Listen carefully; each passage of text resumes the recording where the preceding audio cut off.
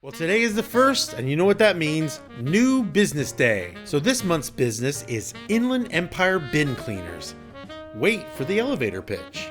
Let's see if I can get it under 30 seconds. Inland Empire Bin Cleaners is a business that serves the needs of private residences and commercial businesses cleaning and sanitizing their garbage, recycling, and composting bins. With public health awareness at an all-time high, people understand that mold, mildew, and even just plain filth can lead to health risks and even disease. Many homeowner associations have strict rules about keeping bins out of sight from the street, requiring sometimes to keep your bins near the house or even in your garages. IEBC takes all that worry and mess by making it disappear. Simply leave out your bins after your normal scheduled trash pickup and we'll do the rest. How'd I do? Hey everyone, I hope you guys are enjoying all those little bumpers and such. I'm kind of trying to put a little bit of a professional spin on some of this, and like the real meat, the real heart of the channel is the stories, and I don't want to be too edited for that or scripted and stuff like that. Although it's been kind of fun doing these little scripts and everything. It is the first of the month, and so we're going to trudge ahead with talking about what this month is and what we have in store for it and everything. And January was the actual first business, which was the channel that you're watching this out right now, which is Musicians Talk About channel. If you want to hear anything about that, probably have a video here, something like that. You can check out what's going on there. But today is February 1st, and that means we're going to have a new business venture. What will it be? Ooh, what will it be? So the business of February is called Inland Empire Bin Cleaners. I know, right? Didn't expect that. In this little comfy place that in this series, we're going to be talking about where these businesses came from, how they motivated me, or what they were motivated by, and how I think I'm going to do it or know I'm going to do it, whatever. Sink or swim, you guys are going to be here with me, which is really nice. I'm excited for that. So I guess the question would be like, what was the drive behind it? I know this is not like the most exciting business, but that's not necessarily the purpose of doing all of these. So the question is, what is the drive behind it? Well, my motivation was pretty simple. It was a lot of self-care. I don't know how many of you feel like this, but sometimes my brain is slightly manic and it goes at like 100 miles an hour, which is why I mostly self-medicate so as to calm me down so I'm not as ADD. I wanted to figure out how, instead of like slowing my brain down through self-medication, take all that brain power that would keep me up and keep me up and on constantly, and turn it into work and eventually results. I'm a huge research guy, and seeking knowledge is something I'm on a like 24/7 hunt, like pretty much my whole life. Anyone that really knows me knows that I'm constantly just, I wonder what this is. I should look it up. Which is funny because I never understood people having this phone, asking questions, and then never finding the answers. That has always just blown my mind away. Like, we've never thought we'd have like this kind of technology that had every answer you could possibly think of, and yet we look up crap.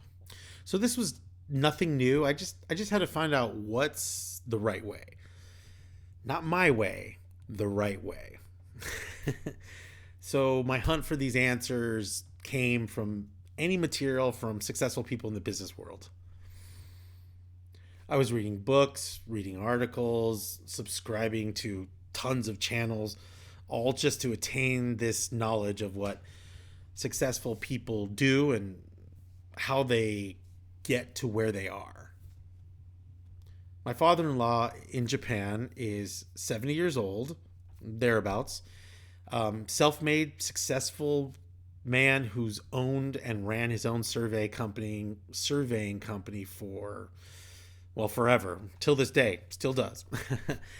He continues to get up at the crack of dawn. It doesn't matter if we've been heavily drinking the night before. He will be up bright and early, do his work, handle his business. I was and am still motivated by his drive. So if he sees this, I just like to say, arigato gozaimasu. Now, another motivating factor was after all the time and energy I spent learning many new skills during the pandemic, I'm sure some of you did as well. I realized that I don't want to go back to my old musician / contractor life the way it was. The realization was I'm better than that, and I have more to offer than I ever allowed myself to push to be. So where did the idea come from? So I'm like watching us, on this hunt for all the different knowledge and, anything I can, successful people, whatnot, ins and outs. And I'm watching a string of these YouTube videos all about how to build this, how to be successful at that. And I came across a video by Joshua Mayo that gave me an idea to try. So I'm going to show you that video right now. You check it out, and you'll kind of understand what I saw. Americans throw away almost 5 pounds of trash per person every day, and all this trash ends up in your trash cans, where a garbage truck then comes and picks it up. But after the trash has been taken to the trash can, there's always something left over. Gunk. Smelly garbage juice that attracts cockroaches, ants, rats, possums, and other rodents and pests that could then eventually find their way into your home. And this is where you come in. You'd be really surprised to learn that a lot of people will pay you really good money to pressure wash their trash cans once every month, or even as much as every week. Someone recently left a door hanging flyer at my house that was advertising this exact service. And what shocked me even more than the prices they were charging, given how little time it took to clean one trash can, was that people were overwhelmingly excited about this service and willing to pay for it. For example, I recently saw a post on Nextdoor where somebody was saying that they discovered a mobile trash can cleaning service and that they didn't even know this type of service existed, but they wish they had known sooner. And all the comments under that post were filled with people who were overwhelmingly excited about the service. And the best part is that getting started is incredibly cheap and easy. Great, right? So I watched that and I thought to myself, that's a great business to have. And just to start, just to generate some income, and generate income at a scaling rate that you would want. I don't want to throw everything in one business. I want to do multiple businesses. So I want it to go slow and steady with the potential to grow. Shout out to Joshua Mayo and his whole channel. The link will be below so you can find out everything about him. I highly recommend his videos, his whole channel. Go check him out. So how will I execute this idea? There are many, many details, but here's what you should expect to see from me. Number 1, build a business plan. Very simple. Every business should do this, whether you're thinking about doing one, whether you're already in one. You should have a business plan. I've learned over the years in the many businesses that I've built that it gives you great insight to where you are, where you were, where you're going.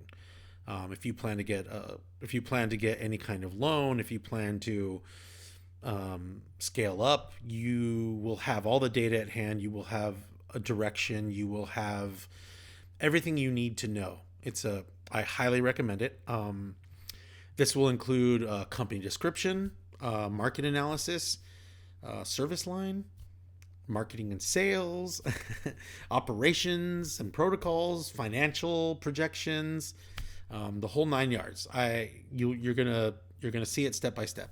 Number 4, research and purchase equipment at the level that I deem the right place to start with. Start here with X amount of equipment that you can get by, but you know that you will get the job done, and know where you're going next, how much it will cost to scale. Give you that extra trailer or give you that bigger car, van, something, whatever it is to take it to the next level. Number 5, building a website complete with pictures, all pertinent services and company information, a contact page, and most importantly, a place that your customers can pay after signing up. This includes business cards, leave behinds, other websites such as Yelp, social media, Facebook, stuff like that. Number 6, using my neighbors as client beta testers. I'm going to go around my whole neighborhood, introduce myself. Some of them know me, some of them don't. describe the services, and offer a one-time free cleaning in exchange for being references. This not only gives me a place to problem solve and troubleshoot, it also gives me a one-on-one basis with customers and seeing what might come up. Number 7, bring those services to them. Maybe they can get a discount with having all of them joined as one. So instead of doing a separate business pays for it, you do all one thing. Sky's the limit. Number 8, find other potential networking people that I know that could introduce me to the right type of clients. I have a friend, Mike Chen, who's a realtor and property manager, and we're going to have a meeting and talk about how HOAs would be able to take advantage of this service and just gaining any knowledge that would be useful in attaining new major clientele. Number 9, building a protocol. I think this is very important from everything you do. You're building a way for someone to do what you do. But more importantly, you don't have to remember how you did what you did. So writing a protocol I think is absolutely paramount. I'm going to build this as I learn along the way. I'll have a basic outline and I'll be looking out for what I'm looking out. This will include information that I've gathered from the clients. This will allow me, when I'm scaling, it'll allow me to troubleshoot, know the troubleshooting has taken place, and that any other workers will know exactly what to do in the case that I'm absent. I'm not looking for this to be like, I'm going to do this the rest of my life. I want to start this business. I want it to be successful. I'm going to put in all the work, as much as it takes. What I hope to see is that other workers who will eventually work for this company, I would love for someone to take over the company, and so I can be doing other business. Hopefully someone who put in the hard work after me will be the one to reap a lot of the benefits as well. And number 10, last but not least, the launch on the 24th. The main launch on the 24th, that's when I'm going to need you to help me promote it even more and see where we can take this. Let me know what you guys think, and please comment below. Talk about the wrong things I'm doing, talk about the great things I'm doing, talk about how cool my hat is or how awesome my beard is getting, because look at this. I got this cool, look at that. It's cool. I'm like a skunk or something. Anyways, see that mine? Hey guys, thanks for watching the Musicians Talk About channel. Please subscribe, like the video, and comment. This really helps the channel on YouTube and will allow me to bring you more great stuff in the future. Be on the lookout for new episodes on Sunday, 2 p.m. and 3 p.m. I'm Stephan Cardenas, and this was Musicians Talk About. See ya.